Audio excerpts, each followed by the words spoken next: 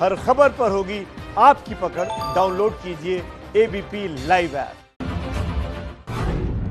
बिहार में चुनाव की तारीखों का ऐलान हो गया है। 3 चरणों में चुनाव होंगे। 10 नवंबर को सबसे तेज नतीजे आप एबीपी न्यूज पर देखेंगे। आज सबसे पहला ओपिनियन पोल सी वोटर ने किया है। इस सर्वे में बिहार की सभी सीटों पर लोगों से राय ली गई है। नमस्कार, आप सबका बहुत बहुत स्वागत है। मैं हूं आपके साथ सुमित अवस्थी और मेरे साथ मेरी दो बहुत करीबी सहयोगी रुमाना इसार खान और शोभना यादव भी आप सबके साथ जुड़ रही हैं। और अगले कुछ ही पलों में, कुछ ही मिनटों में एबीपी न्यूज पर आप देखने वाले हैं वो ओपिनियन पोल जिसकी चुनाव की तारीखों का आज ऐलान हुआ है। 3 चरणों में चुनाव होने वाला है, लेकिन इन 3 चरणों के नतीजे 10 नवंबर को पता लगेंगे। नीतीश कुमार भी जानना चाहते हैं कि क्या वो फिर से मुख्यमंत्री बनेंगे, या तेजस्वी के मन में भी ये उत्सुकता होगी जानने की कि क्या वो फिर से एक बार नीतीश कुमार को परेशान कर पाएंगे। इन्हीं मुद्दों पर बात करेंगे, नतीजे आपको दिखाएंगे। मेरे साथ रुमाना इसार खान जो कि डेटा सेंटर से हैं और शोभना यादव जो कि इलेक्शन सेंटर में उस तमाम डेटा का मतलब हमको समझाएंगी। हमारे साथ बारी बारी से जुड़ते रहेंगे। इन दोनों के पास हम जाते रहेंगे, आंकड़े भी जानेंगे और उन आंकड़ों का मतलब भी जानेंगे। तो बिहार में कुल 243 सीटें हैं और इन 243 सीटों में से 5 अलग अलग हिस्सों में बिहार को हमने बांटा है। उन 5 अलग अलग सीटों पर 3 चरणों में मतदान होने वाला है। 10 नवंबर को वोटों की गिनती होगी। इस बार होगा क्या नीतीश कुमार और बीजेपी की दोस्ती कमाल करेगी या फिर तेजस्वी और राहुल गांधी मिलकर सबको फेल कर देंगे? सबसे बड़ा ओपिनियन पोल शुरू हो चुका है। जैसे कि मैंने बताया, हमारे सहयोगी हमारे साथ जुड़ेंगे इसमें चर्चा के लिए। खास मेहमान भी हमारे साथ होंगे, आंकड़े भी हमारे साथ होंगे। सी वोटर हमारी एजेंसी है जिसने तमाम बड़े आंकड़े आपके लिए इकट्ठे किए हैं। मैं आपको बता दूं, जो मिथिलांचल है उसकी 50 सीटें, मगध भोजपुर की 69 सीटें और उसके बाद बारी आएगी वो उस इलाके की जिसका नाम उत्तर बिहार है, उसकी 73 सीटें। इनके साथ साथ अंग प्रदेश और सीमांचल की भी सीटों को मिलाकर 243 सीटें होती हैं। और जैसे कि आप स्क्रीन पर देख पा रहे हैं, ऊपर की तरफ और नीचे की तरफ आंकड़े चल रहे हैं। नीचे रीजन है, ऊपर टोटल फिगर है। एक एक रीजन के आंकड़े मैं खोलूंगा अगले 2 घंटे के भीतर और आपको बताते चलेंगे कि इस बार ओपिनियन पोल में क्या होने वाला है। तो सबसे पहले किस इलाके की सीट के आंकड़े लेकर रुमाना इस वक्त आपके साथ जुड़ रही हैं, सीधे रुमाना के पास चलते हैं। रुमाना,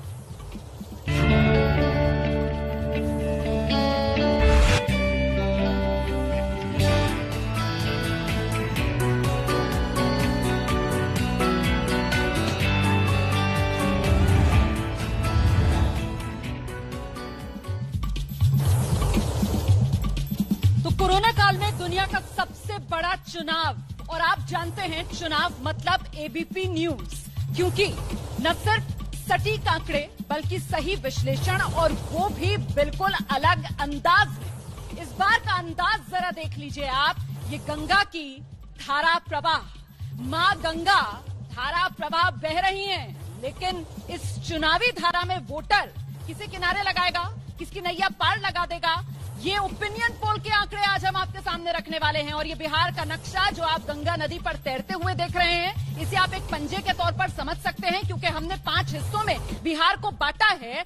एक एक हिस्से के बारे में आपको विस्तार से बताएंगे, चाहे सीमांचल हो, मिथिलांचल हो, अंग प्रदेश हो, उत्तर बिहार हो, मगध भोजपुर हो। आपको समझना यह है कि जिस तरीके से इस पंजे के अंदर 5 उंगलियों का साइज एक नहीं होता, उसी तरीके से बिहार के ये 5 रीजन और 5 रीजन में सीट के नंबर अलग अलग हैं।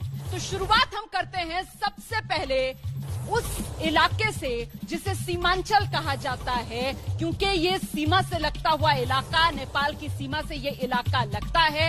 आपको बता दें कि मुसलमानों का गढ़ इस इलाके को माना जाता है। ओवैसी की सारी उम्मीदें इसी इलाके से होती हैं। इस इलाके से विधानसभा सीटें 24 पड़ती हैं, जो 4 जिलों में बटी हुई हैं। वोट प्रतिशत का आंकड़ा आपके सामने आ गया है। सीमांचल का नीतीश प्लस 50%, लालू प्लस 25%, अन्य के खाते में 25%। ये वोट शेयर का आंकड़ा आपके सामने है और अगर इस वोट शेयर को बदलाव किया जाए, सीटों में कन्वर्ट किया जाए, तो फिर नंबर्स क्या कहते हैं। ये सबसे बड़ा आंकड़ा सीमांचल का अब आपके सामने आने वाला है। सीमांचल की 24 सीटों का ये पूरा गणित आपके सामने आएगा। देखिए आप, 24 सीटों में से 14 से 18 नीतीश प्लस के खाते में, मतलब यहां क्लियर कट नीतीश प्लस को फायदा मिल रहा है सीमांचल इलाके में। लालू प्लस 4 से 8 सीटों पर सिमटता हुआ, अन्य के खाते में 1 से 3 सीटें जाती हुई नजर आ रही हैं। इस इलाके में 2015 में बड़ा नुकसान बीजेपी को हुआ था, लेकिन इस बार नीतीश प्लस बीजेपी जेडीयू बड़े फायदे में। यहां पर यह आंकड़ा जो आपके सामने है, इसके मायने क्या निकल रहे हैं, सीधे लिए चलते हैं आपको शोभना के पास।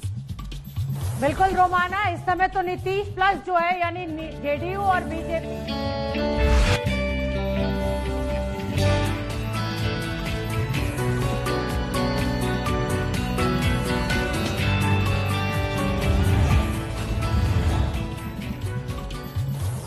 तो देखिए बिहार की मुट्ठी में क्या है, यानी सीमांचल के जो है आंकड़े सामने आ चुके हैं। नीतीश कुमार बाजी मारते हुए दिख रहे हैं। इन आंकड़ों के मायने क्या है, ये खास अंदाज में हम आपको समझा दें। एनडीए को सीमांचल की 24 में से 18 सीट मिलने का अनुमान है, यानी बड़ी बढ़त सीमांचल इलाके में, जिसकी सीमा नेपाल से लगती है। रोमाना ने बताया तो ओपिनियन पोल में एनडीए यानी जेडीयू और बीजेपी बाजी मारते हुए दिखाई दे रहे हैं। लालू यादव का जो वोट परसेंटेज है वो 25% पर सिमटता हुआ नजर आ रहा है और मुस्लिम बहुल इलाके में लालू गठबंधन को नुकसान हो रहा है, जबकि आरजेडी के लिए एमवाई फैक्टर यानी मुस्लिम प्लस यादव फैक्टर की बात होती है। ओवैसी, पप्पू यादव कोई भी कमाल करते हुए नहीं दिख रहे हैं। हालांकि ये कहा जा रहा था कि ओवैसी जो है वो मुस्लिम वोटों में सेंध कर सकते हैं। तो कौन बनेगा मुख्यमंत्री में जो सीमांचल इलाके का पहला आंकड़ा निकल कर आया, वो जेडीयू और बीजेपी के हक में जाता हुआ दिखाई दे रहा है। 50% का जो आंकड़ा है, यानी 50% का जो वोट परसेंटेज है, वो जेडीयू और बीजेपी के खाते में जाता दिखाई दे रहा है। आरजेडी को सीमांचल इलाके में खासा नुकसान होता हुआ दिख रहा है। सुमित, अभी जो आंकड़ा निकल कर आ रहा है उसमें तो जेडीयू और बीजेपी की बढ़त साफ देखी जा सकती है। बिल्कुल शोभना, और ये बात साफ समझी जा सकती है। जो बात आप इशारा कर रही थी, आपने भी कहा, रोमाना ने भी कहा कि ओवैसी की पार्टी के लिए मजबूत इलाका है सीमांचल का, और असदुद्दीन ओवैसी की पार्टी अगर यहां मजबूती से चुनाव लड़ती है तो ये नुकसान कर रही है लालू और कांग्रेस का, यूपीए गठबंधन का। और जो अभी तक का ओपिनियन पोल है वो इशारा भी इसी ओर कर रहा है कि आपस में इन दो दलों की लड़ाई में फायदा मिलने वाला है। एनडीए को 50% के आसपास वोट मिल रहे हैं और इन 24 में से 18 सीटें तक एनडीए इस इलाके में जीत सकता है। दो खास मेहमान, अरविंद मोहन जी वरिष्ठ पत्रकार और प्रदीप सिंह जी वरिष्ठ पत्रकार मेरे साथ हैं। अरविंद जी, मुझसे बेहतर आप उस इलाके को जानते हैं, समझते हैं। आपको लगता है कि दो बिल्लियों की लड़ाई में बंदर का फायदा होने वाला है, पुरानी कहावत? नहीं, दो बिल्ली बंदर वाला मामला नहीं है। लड़ाई तो इन्हीं दोनों की है। अब ये जरूर है, मुझे अभी लग रहा है कि पुल है उस पे पार्लियामेंट्री चुनाव का की हवा प्रभावी लग रही है। विधानसभा चुनाव अभी क्रिस्टलाइज नहीं हुआ है, क्योंकि ये इलाका, जैसा अभी रोमाना वगैरह ने बताया, कि यादव और मुसलमान बहुल है, और वो क्रिस्टलाइजेशन अगर होता है इन दो बड़े सोशल ग्रुप्स का एक साथ, तो रिजल्ट कुछ इससे डिफरेंट हो सकता है। अभी जो भी मामला है वो लोकसभा का है, या जो सामान्य हवा दिख रही है बिहार में कि नीतीश कुमार का मुकाबला काफी मुश्किल है, क्योंकि उनके साथ बीजेपी जैसा संगठन और बीजेपी जैसे कार्यकर्ताओं की फौज प्लस नरेंद्र मोदी का नाम, ये सब चीजें अभी उनके हक में है। तो ये नतीजा उसी को दिखा रहा है। मेरे हिसाब से चुनाव क्रिस्टलाइज होना अब शुरू होगा, और आप जानते हैं कि एनडीए यूपीए अभी कोई दोनों ग्रुप में से कोई जब भी बोल रहे हैं अरविंद बना जी, नहीं है। प्रदीप जी की राय भी जान लेता हूं। आपकी बात पे मुस्कुरा रहे हैं मेरे साथ, मैं उनको स्क्रीन पर देख पा रहा हूं। प्रदीप जी, 50% वोट है एनडीए का और करीब 18 सीटें 24 में से, 14 से 18 सीटें, चलिए मैं न्यूनतम लगा लेता हूं 14 सीटें। क्या आपको लगता है जो बात अरविंद जी कह रहे हैं कि नीतीश कुमार के खिलाफ में हवा चल रही है और इससे अधिक नुकसान होने वाला है एनडीए को? देखिए, नीतीश कुमार की छवि जो 2010 में, 2015 में या उससे पहले 2005 में थी, उससे खराब हुई है, इसमें कोई दो राय नहीं है। लेकिन चुनाव में उनकी स्थिति खराब होने वाली है, ऐसा मुझे नहीं लगता। कारण आप देखिए, दोनों अगर खेमों को देखिए। यूपीए लालू प्रसाद यादव पहली बार 30 साल में चुनाव मैदान में नहीं, चुनाव प्रचार के लिए भी नहीं होंगे, चुनाव लड़ना तो दूर है। ये बहुत बड़ा डिसएडवांटेज है। पिछले 5 साल में तेजस्वी यादव नेता के रूप में अपने को स्थापित करने में नाकाम रहे। तीसरी बात, जो 2019 के लोकसभा चुनाव में जो लोग साथ थे यूपीए के, जीतन राम मांझी, उपेंद्र कुशवाहा और साहनी, ये तीनों जो है, साहनी अभी अलग नहीं हुए हैं लेकिन वो भी ढुलमुल हो रहे हैं। मांझी निकल ही चुके हैं, एनडीए में जाने वाले हैं। कुशवाहा बोल ही चुके हैं, बाहर जा रहे हैं। तो वो खेमा और कमजोर हुआ है। नहीं तो ऐसे तो पासवान के बारे में भी चर्चा है कि वो शायद नहीं रहेंगे एनडीए में। चिराग पासवान चिराग हर रोज आर्म ट्विस्टिंग कर रहे हैं। हाँ बिल्कुल, आप चिराग पासवान की जो बात सुन रहे हैं, चिराग पासवान अपने को पेश कर रहे हैं, अपने को पोजीशन कर रहे हैं नीतीश 2014-2025 के बाद के चुनाव के लिए, उसके बाद की राजनीति के लिए। क्योंकि बहुत से लोग हैं जिनका मानना है कि नीतीश कुमार के राजनीतिक रूप से सक्रिय न रहने पर जेडीयू में बिखराव हो सकता है, उस समय उनको मौका होगा। दूसरा, उनके जो बयान आ रहे हैं उनका कारण ये है दूर के ढोल सुहाने, इसीलिए कहावत बनी है कि वहां पार्टी टूटेगी तो यहां हम कुछ कर लेंगे। ये देखिए अब तक की फिगर आपके सामने है। सीमांचल की 24 सीटें हैं, जेडीयू के पास 6, बीजेपी के पास 6, ये अभी 2015 की स्थिति दिखा रहा हूं मैं आपको। आरजेडी के पास 3 है, कांग्रेस के पास 8 है, अन्य के खाते में 1 है। ये अभी जो वर्तमान विधानसभा है बिहार की, उसकी परिस्थिति आपके सामने इस ग्राफिक्स में दिखाई दे रही है। लेकिन पिछली बार बिल्कुल अलग तस्वीर थी अरविंद जी। पिछली बार लालू नीतीश एक साथ थे, पिछली बार कांग्रेस भी उनके साथ थी। अरविंद जी, इस बार की चुनावों की तुलना या इस बार के चुनावों में परिस्थितियां बिल्कुल विपरीत हो चुकी हैं। आपको लगता है कि इसको आकलन किया जा सकता है, 15 का 20 से जोड़कर देखा जा सकता है, वोटर उसी लिहाज में वोट करेगा जैसे करता आया है? मुझे लगता है कि चीजें थोड़ी बदलेंगी जरूर, और बदलने वाली चीज जो एक सबसे बड़ी है वो ये है कि चुनाव कम्युनल होते हैं या नहीं होते हैं। सीमांचल एक इम्पोर्टेंट पॉइंट है जहां चुनाव कम्युनल हो जाते हैं और उसका असर फिर पूरे बिहार पे पड़ता है। और जब चुनाव की तारीख डिक्लेयर होती है तो एक सावधानी शासक ग्रुप ये बार बार रखता है कि चुनाव उस जगह से शुरू कराएं जहां से कम्युनलाइजेशन शुरू हो और फिर वो पोलराइजेशन पूरे राज्य को उसका असर हो। अभी भी हालांकि मैं उसको ज्यादा अच्छा मान रहा हूं इस बार के विभाजन को, कि बाढ़ का इलाका पूरा पश्चिम से लेके पूरब तक का, उसको उन्होंने एक फेज में किया है और सबसे आखिर में किया है कि बाढ़ असर रहेगा तो वो सबसे आखिर में जाएगा। लेकिन ये है कि मुझे लग रहा है कि इस बार कम से कम मुझे नीतीश कुमार के हाथ में मुस्लिम वोट ज्यादा दिखाई नहीं देता। अभी तक बड़े आराम से नीतीश कुमार को मुसलमानों का वोट मिलता था, तो इस बार कहाँ जाएगा अरविंद जी? सवाल तो वही है। असदुद्दीन ओवैसी अगर पूरी ताकत के साथ लड़ते हैं, उनके पास देवेंद्र प्रसाद यादव जैसा चेहरा भी है जो कि लालू यादव का एक बड़ा क्लोज एड रहे आज की तारीख में, क्या आपको लगता है कि मुसलमान पूरी तरीके से आरजेडी के साथ रहेंगे या वहां बिखराव होगा? मेरे बिखराव असदुद्दीन ओवैसी करना शुरू कर चुके हैं बिहार में। ऐसा नहीं है कि वो पहली बार जा रहे हैं, और पिछली बार बुरी तरह हारे थे, लेकिन उनके कैंडिडेट कई सीटों पे जो खासतौर पे सबसे ज्यादा मुस्लिम सघन इलाके हैं वहां उन्होंने नुकसान किया है, और ऐसे उम्मीदवार अभी भी उनके पास हैं। तो जब वोटों का बिखराव होगा अरविंद जी, तो इसका फायदा तो फिर एनडीए को मिलेगा अगर मुस्लिम वोट बटेगा आपस में। तो नहीं, अगर पुरनाई होता है तो भी एनडीए को फायदा होगा, क्योंकि मुसलमान कम ही सीटों पे मेजॉरिटी वाली स्थिति में है। ज्यादातर सीटों पे तो हिंदू मेजॉरिटी में है, तो अगर मुसलमान ज्यादा पोलराइज होगा तो उसका काउंटर पोलराइजेशन होगा।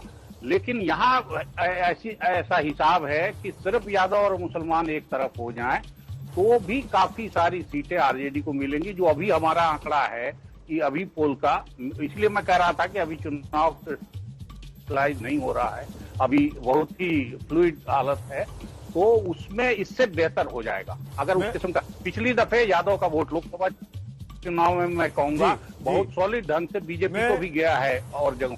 मैं दर्शकों के लिए जो लोग बिहार से नहीं आते लेकिन बिहार की राजनीति में बहुत दिलचस्पी रखते हैं, उनके लिए जानना जरूरी है कि इस इलाके में, सीमांचल के इलाके में कुल 4 जिले हैं, जिसमें पूर्णिया है, जिसमें किशनगंज है, जिसमें कटिहार है और जिसमें अररिया है।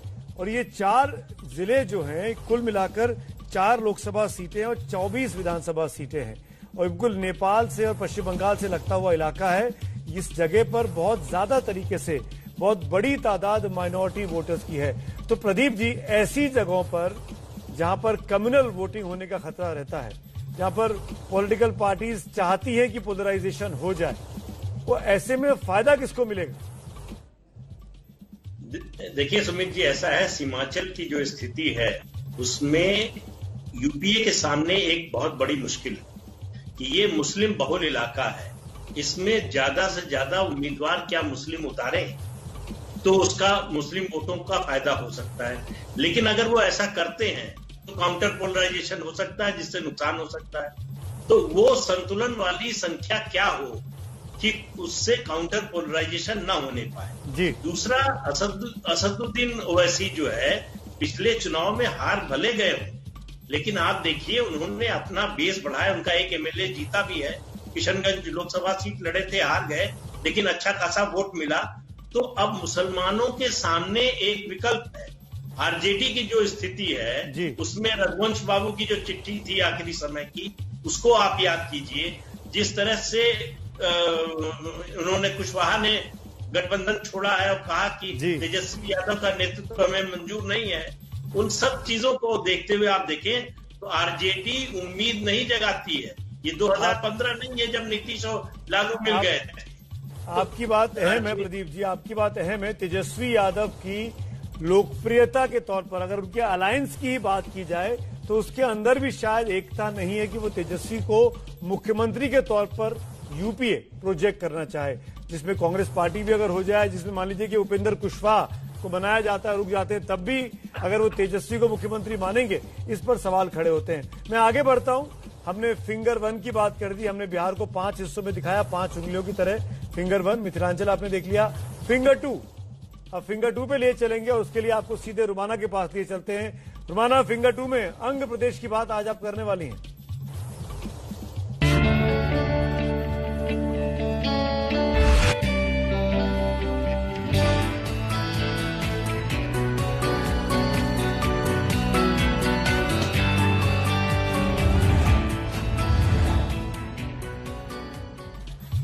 जी सुमित, तो बिहार की बंद मुट्ठी की दूसरी उंगली फिंगर 2 अंग प्रदेश मतलब पूर्वी बिहार, और सीमांचल जिसका हमने पहले जिक्र किया था उससे इस पूर्वी बिहार अंग प्रदेश में 3 सीटें ज्यादा हैं। मतलब सीमांचल में 24 सीटें थी और अंग प्रदेश में विधानसभा की 27 सीटें पड़ती हैं, 7 जिले पड़ते हैं, सबसे बड़ा शहर भागलपुर पड़ता है, सिल्क के लिए मशहूर है भागलपुर, हम सब जानते हैं इसको। अच्छा, झारखंड से लगता हुआ ये इलाका है और अंगिका यहाँ पर बोली जाती है।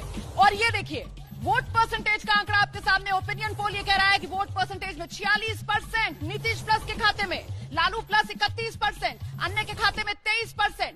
ये अंग प्रदेश की विधानसभा सीटों का वोट शेयर, 27 सीटों का वोट शेयर आपके सामने। और अगर इस वोट शेयर को तब्दील किया जाए सीटों के आंकड़े में तो वो नंबर जिसका आपको इंतजार है, 27 सीटों में से किसके खाते में कितनी सीट, नंबर आपको दिखाएंगे। 7 जिले इसके भीतर आते हैं, भागलपुर, बांका, मुंगेर, जमुई, खगड़िया, लखीसराय, शेखपुरा। अच्छा, जमुई से ही सांसद हैं चिराग पासवान एलजेपी के, जो फिलहाल एनडीए खासतौर से नीतीश कुमार से कहीं न कहीं नाराज चल रहे हैं। और ये आ गया सीट का ब्रेकअप। 27 विधानसभा सीटें अंग प्रदेश की, 14 से 18 नीतीश प्लस के खाते में, लालू प्लस 7 से 11 पर एक बार फिर पिछड़ रहा है नीतीश प्लस से, अन्य के खाते में 1 से 3 सीट। तो कुल मिलाकर जिस तरीके की तस्वीर उभर रही थी बिहार के सीमांचल इलाके से, कुछ वैसी ही तस्वीर पूर्वी बिहार के अंग प्रदेश से, जहां 27 विधानसभा सीटों में से 14 से 18 वैसा ही आंकड़ा जैसा सीमांचल में था सामने आ रहा है इस वक्त शोभना अंग प्रदेश पूर्वी बिहार से।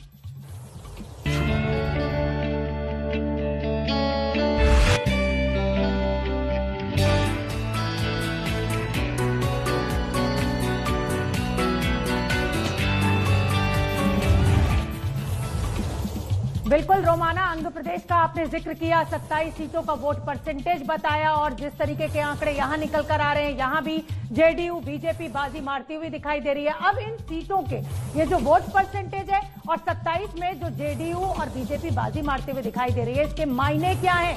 ये मायने बहुत अहम हो जाते हैं। सीमांचल के साथ ही आंध्र प्रदेश में भी एनडीए को बढ़त, ये हमने दूसरा जो हमारा इलाका है यानी सीमांचल के बाद आंध्र प्रदेश, अब तक दोनों ही रीजन में एनडीए को फायदा होता हुआ दिखाई दे रहा है। लोकल को वोकल की बात करते हुए प्रधानमंत्री हमेशा नजर आए। सिल्क की आप बात कर रही हैं, किसी तीसरे गठबंधन की यहां कोई गुंजाइश दिखाई नहीं दे रही है। हालांकि अगर मैं बात करूं तो वोट परसेंटेज अन्य के खाते में 23% जा रहा है। सुमित, सवाल यही है कि क्या ये जो अन्य के खाते में वोट परसेंटेज जा रहा है, ये चुनाव वोटिंग का दिन पास आते आते कुछ बदलाव इसमें हो सकता है?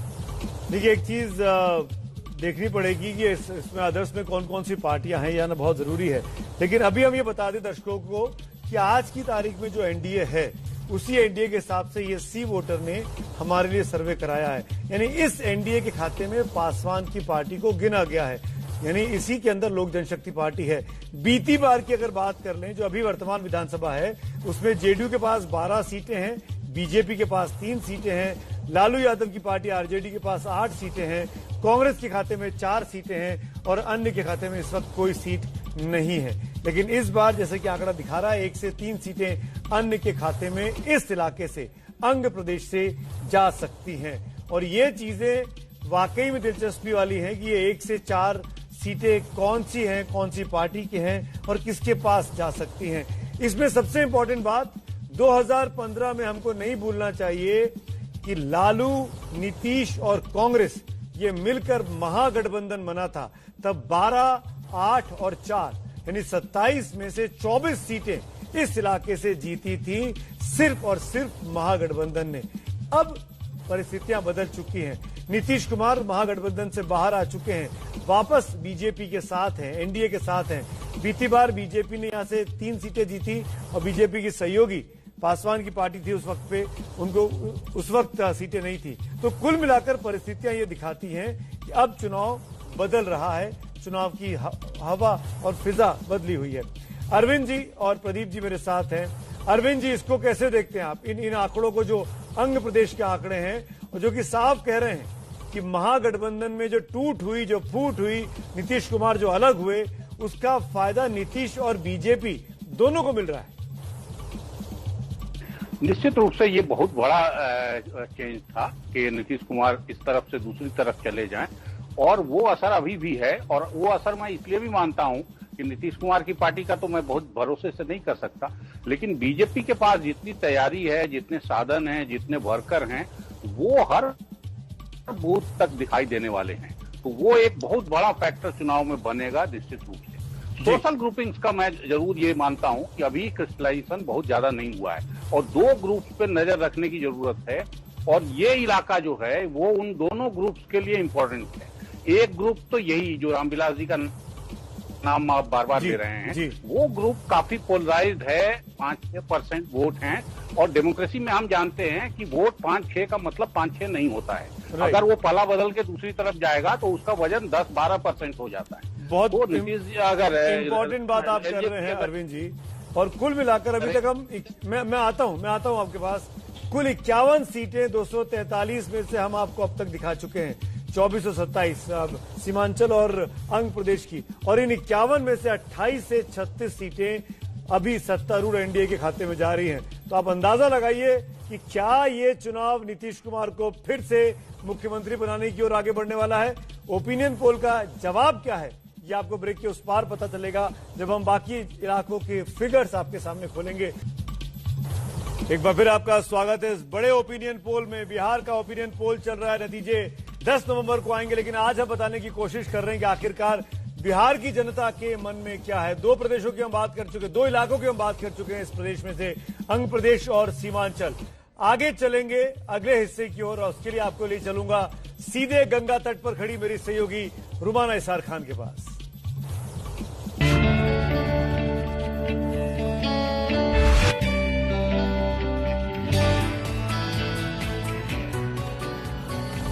तो ओपिनियन पोल धारा प्रवाह, मां गंगा धारा प्रवाह, और चुनावी इस धारा में वोटर किसकी नैया पार लगाएगा, किसकी डुबो देगा। ओपिनियन पोल के आंकड़े हम आपको दिखा रहे हैं। बिहार के 5 रीजन्स की बात कर रहे हैं, 2 रीजन्स की बात कर चुके हैं। एक बार फिर से उनके बारे में आपको बता देते हैं। 5 हिस्से बिहार के, इस 5 उंगलियों की तरह हाथ की बराबर नहीं है, सब अलग अलग संख्या में, सब में विधानसभा सीटें। सीमांचल है इसमें, अंग प्रदेश है इसमें, मिथिलांचल आता है इसमें, मगध, भोजपुर, और साथ ही सबसे ज्यादा सीटों वाला उत्तर बिहार का इलाका।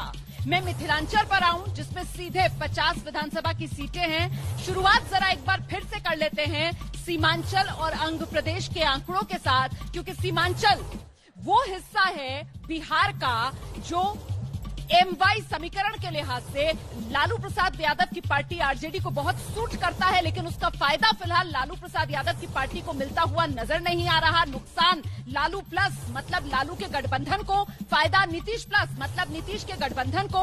और सीमांचल की 24 सीटों में से 14 से 18 नीतीश प्लस के खाते में जा रही हैं। लालू प्लस 4 से 8 सीटों पर सिमट रहा है, अन्य के खाते में 1 से 3 सीट। ये सीमांचल का आंकड़ा आपके सामने है। सीमांचल जिसमें 4 जिले पड़ते हैं, पूर्णिया, अररिया, किशनगंज, कटिहार। ये भी जान लीजिए आपकी पप्पू यादव, उनकी पकड़ भी इस इलाके में खासी मानी जाती है। पप्पू यादव यहीं पूर्णिया से ही आते हैं। अगला अंग प्रदेश जिसके आंकड़े मैं आपको दिखा चुकी हूँ, पूर्वी बिहार इसे कहा जाता है, झारखंड से इसकी सीमा लगती है।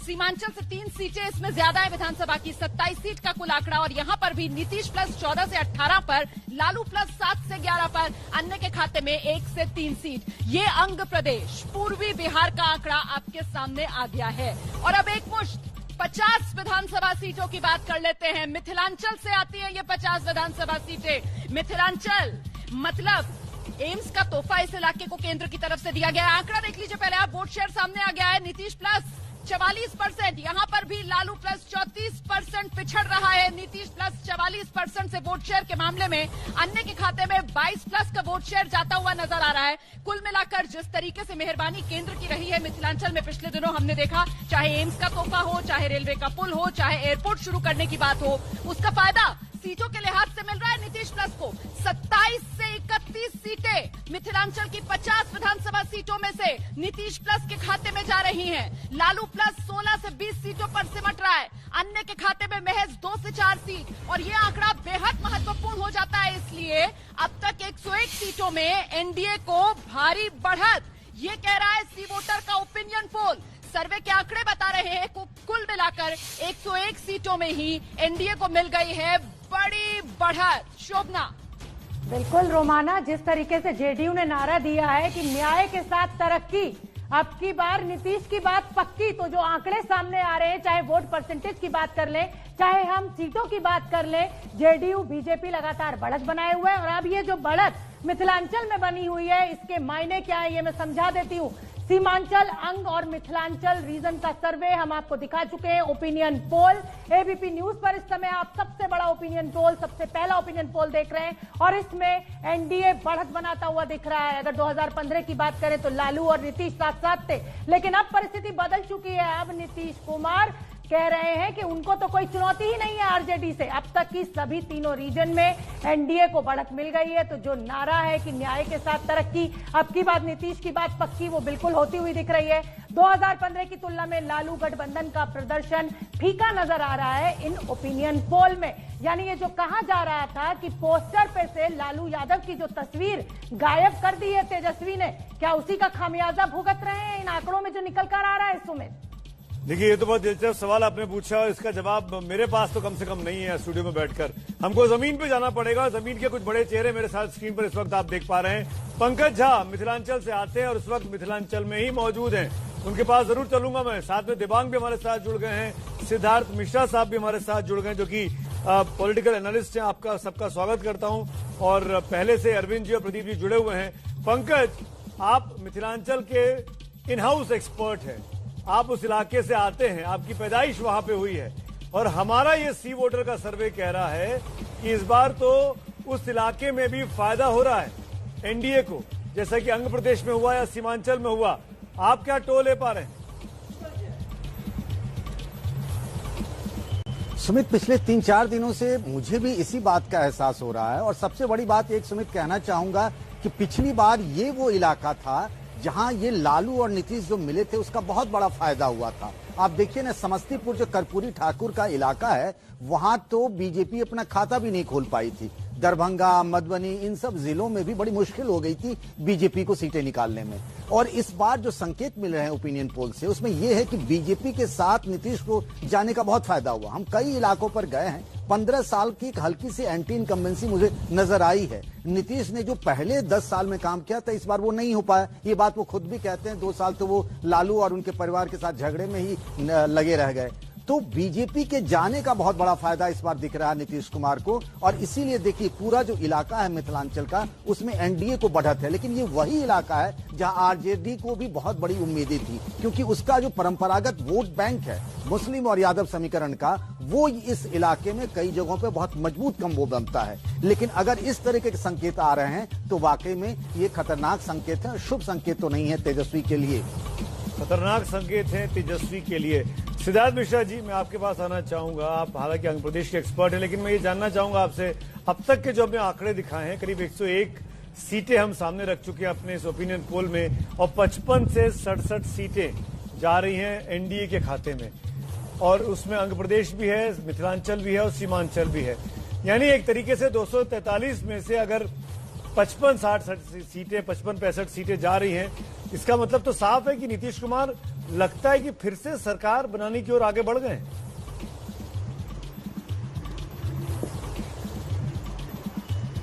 तो नीतीश कुमार की पार्टी को और उनका जो गठबंधन है उसको 200 के लगभग सीट आएंगे अगर आज की तारीख में चुनाव हो जाए तो, क्योंकि वहां पर ऑपोजिशन बिल्कुल बिखरा पड़ा है।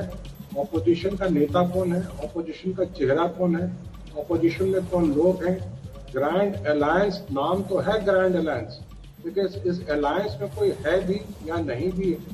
ये एक बड़े और जो पार्टियां जो उनके साथ हैं, एक आरजेडी और एक कांग्रेस। कांग्रेस तो सप्लीमेंट्री रोल में है, मेन रोल में तो है नहीं। और जो मेन पार्टी है, जो लालू प्रसाद यादव की जो राष्ट्रीय जनता दल पार्टी जो है, उस पार्टी के अंदर जो हस्तिनापुर की लड़ाई छिड़ी हुई है इस समय, वो तो उस पार्टी को बर्बाद करके छोड़ी। लेकिन सिद्धार्थ जी, यहाँ भी कहाँ ठीक है। एनडीए में भी तो चिराग पासवान पैर पसारते जा रहे हैं, हर रोज नई डिमांड रख रहे हैं, 143 पे लड़ना चाहते हैं। चिराग पासवान का ऐसा है कि चिराग पासवान और ये जो दूसरे एक हिंदुस्तान पार्टी वाले जो है मांझी, इन लोग का पिछले चुनाव का परफॉर्मेंस देख लेना, एक कुशवाहा, इन लोग का पिछले चुनाव का परफॉर्मेंस देख लिया। दे कैन ओनली राइट, वो किसी पर बस पिलियन राइडिंग कर सकते हैं। ये लोग अपने में कुछ नहीं है।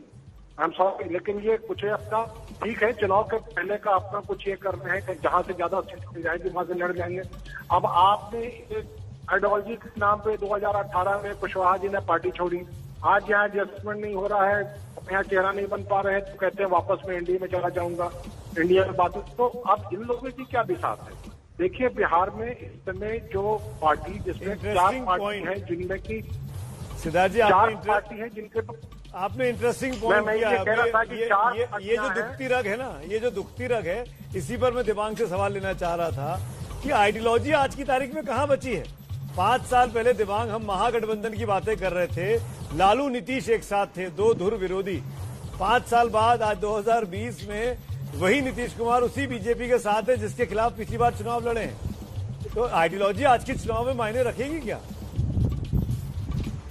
आइडियोलॉजी मतलब पिछले कई चुनावों से आइडियोलॉजी का कोई भी मतलब नहीं। हम लोग चाहते हैं कि आइडियोलॉजी का जरूर मतलब हो, पर हम लगातार देख रहे हैं कि आइडियोलॉजी का मतलब होता नहीं है। और अगर आप बिहार देखें तो लालू यादव की पार्टी ऐसी है जो कभी बीजेपी से हाथ नहीं मिलाया है, कांग्रेस के अलावा। कांग्रेस दूर है 4-5 पर। बाकी सब पार्टियां एक दूसरे के घर में आती जाती रहती, बातचीत होती रहती है, सौदेबाजियां होती रहती है।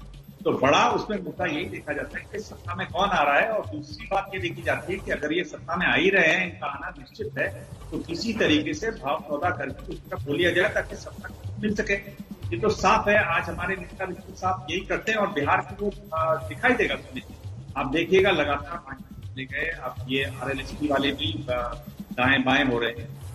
एक बड़ी बात तो इसमें देखने वाली है, और जो उनको मैंने किया है, जो सबसे पहला हुआ साउथ इंडिया में कोविड काल, उसमें एक जो बड़ी चिंता होती है और मेरे ख्याल से उस पर भी चर्चा होनी चाहिए। वो सबसे बड़ी चिंता होती है कि कितने वोटर निकलेंगे बाहर, क्योंकि ये देखा जा रहा है कि वोटिंग परसेंटेज बहुत ज्यादा फ्लक्चुएट कर रहे हैं और ज्यादा जगहों पर वोटिंग जो परसेंटेज है वो कम हो रहा है। तो जिस तरीके से कोरोना का आंकड़ा देश में बढ़ रहा है, मेरे ख्याल बढ़ रहा है, उसमें बड़ी चुनौती होगी कि आपके कितने वोटर निकल के आते हैं।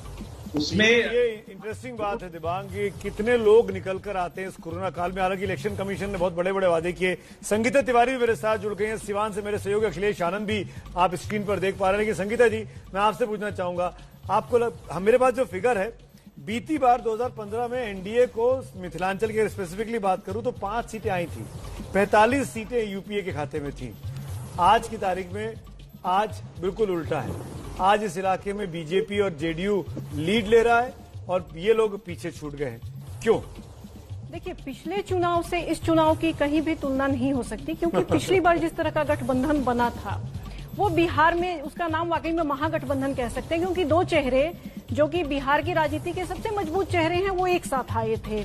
बीजेपी वहां पर अकेले थी, तो जाहिर सी बात है कि वो महागठबंधन के पक्ष में पूरा का पूरा स्विप था एक तरह से। इस बार स्थिति बिल्कुल अलग है।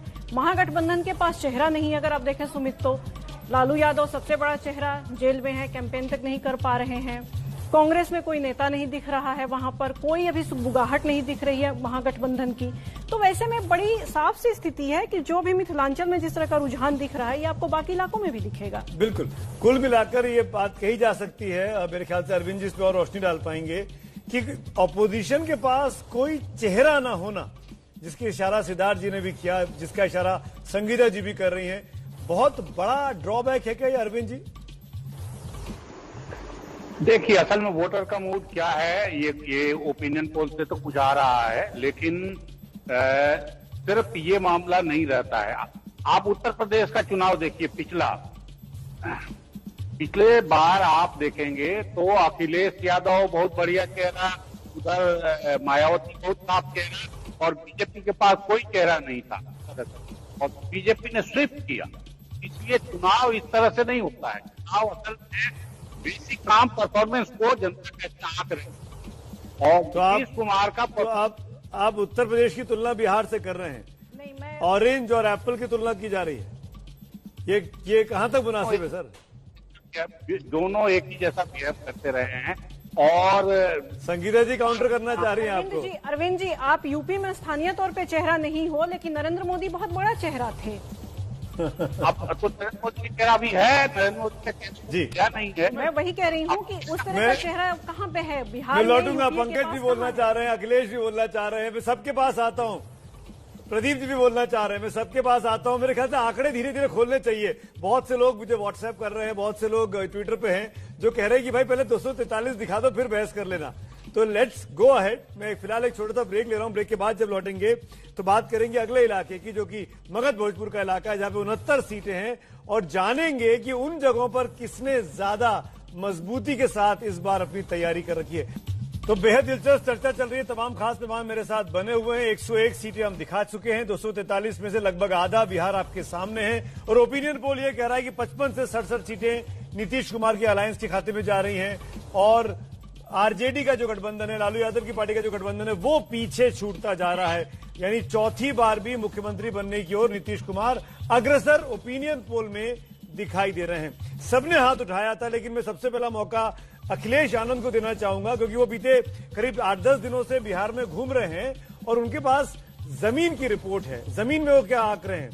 क्या अपोजिशन के पास चेहरा न होना या तेजस्वी के पीछे उपेंद्र कुशवाहा, राहुल गांधी को खड़ा न होना भारी पड़ रहा है? अखिलेश, क्या कहना चाहेंगे आप? जी, मैं सुमित, बहुत सही सवाल आप पूछ रहे हैं, और इसका जवाब ब्रेक के पहले तमाम पैनलिस्ट दे रहे थे वहां पर जो लोग हैं। उसमें एक चीज मैं जोड़ना चाहता हूं। दरअसल ये जो कौन बनेगा मुख्यमंत्री कार्यक्रम हम लगातार दर्शकों तक पहुंचा रहे हैं ग्राउंड जीरो से, तो उस सिलसिले में अब तक मैं हजारों लोगों से मिल चुका हूं, और ये लोग न सिर्फ नेता किसी पार्टी के कार्यकर्ता हैं, बल्कि आम लोग हैं, चाहे चाय की दुकान वाले हों, चाहे ऑटो चलाने वाले, टैक्सी वाले या किसान हो, हर जगह मैं पहुंचा, लोगों से मैंने बातचीत की है। चेहरे वाली जो बात आ रही है उस पर मैं एक चीज जोड़ दूं कि नीतीश कुमार के चेहरे पर सिर्फ अगर आप बात कर रहे हैं कि एनडीए को जीत मिल जाएगी, तो मेरी जिन लोगों से बातचीत हुई है उस आकलन के आधार पर मैं कह सकता हूं ऐसा नहीं होगा, क्योंकि नीतीश कुमार से लोगों की बहुत उम्मीदें थी 15 साल तक राज जो उन्होंने किया, 1.5 दशक बहुत लंबा समय होता है, उस हिसाब से बिहार का विकास नहीं हो पाया। ये लोगों की राय मैं बता रहा हूं, जो लोग मुझसे मिल रहे हैं, जो अपनी बात मुझ तक पहुंचा रहे हैं। ऐसे में सिर्फ हम ये नहीं कह सकते हैं कि नीतीश कुमार कोई बहुत बड़ा चेहरा है जिनके आधार पर एनडीए को वोट मिलने जा रहा है, बल्कि अभी भी बीजेपी एक बड़ा फैक्टर है। नीतीश कुमार के चेहरे के पीछे नरेंद्र मोदी की बैसाखी भी तो है अखिलेश, इस बार तो मोदी भी है। बिल्कुल वही मैं कह रहा था आपको। जी जी जी, तो उससे फर्क पड़ेगा। हाँ, वही मैं कह रहा हूं आपको सुमित कि उससे फर्क पड़ेगा, क्योंकि जिन लोगों से भी बातचीत हो रही है तो उनका आखिर में यही कहना है, जैसे हम लोकसभा चुनाव में देखते रहे कि लोकसभा चुनाव में क्या होता है कि कुछ राज्यों में अगर बीजेपी को हार भी मिलती है, लेकिन लोकसभा चुनाव में समीकरण बदल जाते हैं। बिहार में विधानसभा में भी कुछ वही स्थिति नजर आ रही है इस बार। प्रधानमंत्री मोदी के कामकाज से अभी भी लोग खुश दिखते हैं, लेकिन नीतीश कुमार से नाराजगी है लोगों में। उनको ये लगता है कि नीतीश कुमार की जो सुशासन बाबू वाली छवि बनी थी, उस पर वो खरे नहीं उतर पाए हैं। हाँ, आप तेजस्वी यादव के संदर्भ में ये जरूर कह सकते हैं कि जो विकल्पहीनता की स्थिति वहां पर है नेता को लेकर, उसका नुकसान आरजेडी को हो रहा है, क्योंकि एक तरीके से ये चेहरों की लड़ाई बन गई है। इंटरेस्टिंग बात है, चेहरों की लड़ाई है ये बात। प्रदीप जी, चेहरों की लड़ाई है। नीतीश कुमार का ग्राफ, या आपने भी कहा, अखिलेश भी बोल रहे हैं कि अगर वो ऊपर था तो उनकी लोकप्रियता नीचे आ रही है। पर दिलचस्प बात यह है कि अगर तेजस्वी यादव का ग्राफ जहां था वो भी शायद नीचे की ओर ही आ रहा है, यानी जो अंतर था वो बना ही हुआ है। बिल्कुल, देखिए सुमित जी, ऐसा है कि बात होती है तुलनात्मक, नेतृत्व की बात होगी। जो अरविंद जी की बात में मैं टिप्पणी करना चाहता था, मुझे लगता है अरविंद जी नर्वस आ गए। देखिए सवाल ये है कि 3 चीजें मैटर करती है चुनाव में। जो दिबांग जी कह रहे थे, देखिए सही बात है, विचारधारा का कोई मतलब नहीं रहेगा। मतलब किस चीज का रह गया, सामाजिक समीकरण आपके पक्ष में है या नहीं, एक बात। दूसरा, आपके पास जो नेतृत्व है उसकी विश्वसनीयता लोगों में कितनी है, दूसरी बात। तीसरी बात, संगठन की ताकत। तो आप दोनों गठबंधनों की तुलना कीजिए तो आपको अंतर साफ नजर आएगा। सामाजिक समीकरण एनडीए के पक्ष में है। नेतृत्व की विश्वसनीयता की बात करें, घटने के बावजूद नीतीश कुमार। अरविंद जी बोलिए। अरविंद जी ने नाम हिलाया, अरविंद जी नाम हिलाया, आपको काउंटर करना चाह रहे हैं, वो आपको नर्वसाना चाह रहे हैं। तीसरी बात जो है, संगठन की आरजेडी में जो हालत है, तेजस्वी को लगता है कि मेरी पैतृक संपत्ति है, जिस तरह से चाहूं इस्तेमाल करूं। तो पार्टी के अंदर ही समस्या है। अरविंद जी जवाब दीजिए, मुझे आगे बढ़ना है। अरविंद जी जवाब दीजिए प्रदीप जी की बात। देखिए, मेरा ये कहना है कि बिहारी सोसाइटी में अगर पोलराइज वोट देखेंगे तो 4 ग्रुप्स का वोट बहुत पोलराइज है। एक वोट तो मुसलमानों का है, दूसरा यादवों का है, तीसरा वोट पासवानों का है, और एक चौथा वोट जो आज के तारीख में पोलराइज हो रहा है बहुत मजबूती से, वो साहनी वोट है। साहनी वोट। आपका सिग्नल चला गया, मैं लौटता हूं, सिग्नल चला गया, लेकिन बहुत महत्वपूर्ण चर्चा चल रही है। 101 के आंकड़े आपके सामने, और 101 के आंकड़े दिखा रहे हैं कि बिहार में एक बार फिर नीतीश कुमार की वापसी के संकेत इस ओपिनियन पोल में मिल रहे हैं, जिसका सैंपल साइज 25,000 से ज्यादा लोगों का है। हर कॉन्स्टिट्यूंसी में 243 कॉन्स्टिट्यूंसी में एससी वोटर ने सर्वे किया है। एक ब्रेक के लिए यहां रुक रहे हैं, लेकिन ब्रेक में जाने के पहले आपको बता दूं कि जमीन पर हर जगह पर एबीपी न्यूज के रिपोर्टर्स मौजूद हैं, उनके साथ भी चलेंगे, उनसे भी बात करेंगे। आप तमाम सहयोगी मेरे देख पा रहे हैं। एक छोटा सा ब्रेक के उस पार मगध भोजपुर की बात होगी और जानेंगे वो 69 सीटें किसकी तरफ जा रही हैं। लौट के आते बने रहिए एबीपी न्यूज के साथ।